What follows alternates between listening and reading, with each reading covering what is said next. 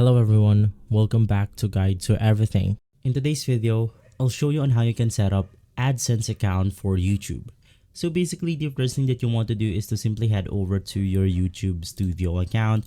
Now you can access this by searching YouTube Studio on Google or heading over to your YouTube website right here.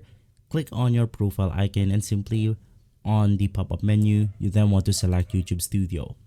Now, once inside your YouTube Studio, you can then go ahead and start signing up or setting up your AdSense account by heading over to the Earn category.